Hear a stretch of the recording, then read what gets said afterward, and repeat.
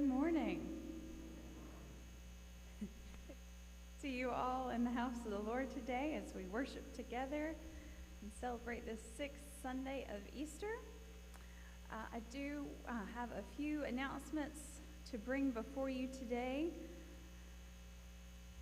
A reminder that the office will be closed tomorrow.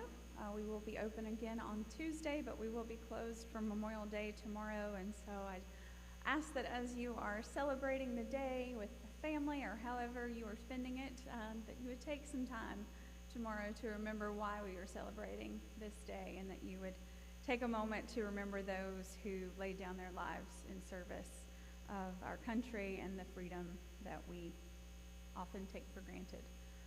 So let us remember those who have paid that ultimate sacrifice for us as Americans. There are many ways that you can serve at St. James.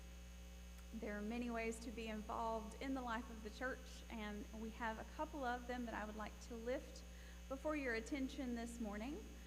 One of them is what I'm doing right now, which is the announcements and welcoming worshipers and reading the first scripture lesson.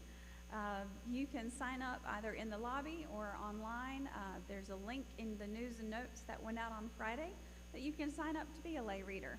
And if you are interested in that, if you weren't able to be here last Sunday for our training session, please come and talk with me. I would love to help you find your way in that, and you will be equipped. You won't be flying without a net, I promise, for the work of being a part of our worship service. You know, we call the elements of the service, the prayers, liturgy. That word liturgy means work of the people. And so it's wonderful when we have multiple voices lifted up in the service as the people gather to worship together. So if you are interested in that, would love to have you be a part of our worship service in that way. Another way that we can serve here at St. James is by volunteering to be on call. Now, what does this mean? In our nursery, we have one paid staff worker, Sherry, who is wonderful. And if you haven't met her, I hope you will. She's just down the hall in our nursery. Now, our Safe Sanctuary policy, we like to have 2 adults in the room with the children. We do not always have nursery-age children every week, but it is a way that we welcome and show hospitality to families with small children when they are with us. And so what we're asking our congregation to do is to sign up to be on call, whether it's during the service or the 9:15 service. And so you would sign up for that Sunday, and if if a family comes with small children and Sherry needs someone, she will come and discreetly ask you to come to the nursery or send you a little text message so that you would go and stay in the nursery during that time. Otherwise, you would be in here the whole time if we don't have small children in the nursery during this service. But we are asking from staff parish and lay leadership in the church for folks to sign up to help make sure that we are meeting what we have set as our Safe Sanctuary policy, but also that we are welcoming our littlest among us and offering a space for them. Now, June, we have several special Sundays coming up. So I hope you have these on your calendar, because one of them is next Sunday. Next Sunday is Graduate Sunday.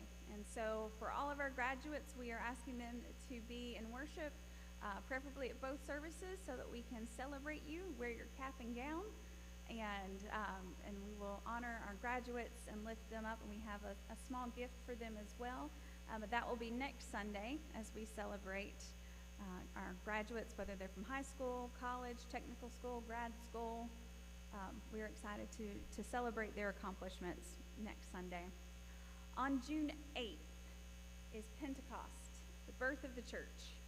And on that Sunday, we are going to have one service at 10 a.m.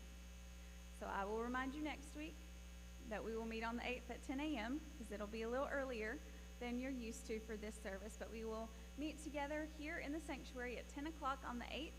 We are going to be celebrating Confirmation Sunday that day. So we'll be confirming those who have been undergoing classes for the last 7-8 months. I didn't do the math before I got in here, but it's about that. And so we've been with them a lot studying. They've been studying and learning about the church and about God and the Bible. And so we will be celebrating them as we welcome them into the life of the church as full members, professing members. And so that will be at 10 o'clock. And we're asking if you would to bring a side dish or dessert to share for the luncheon afterwards. So we will leave from the sanctuary and go to Carson Hall and have a meal together and fellowship. And there will probably be cake. I'm sure there will be cake. We're going to order a cake, so I don't know why I said there probably will be, because there will be cake. It's a birthday party and a confirmation party, so there will be cake. And we will be celebrating the birth of the church and our confirmands on the 8th.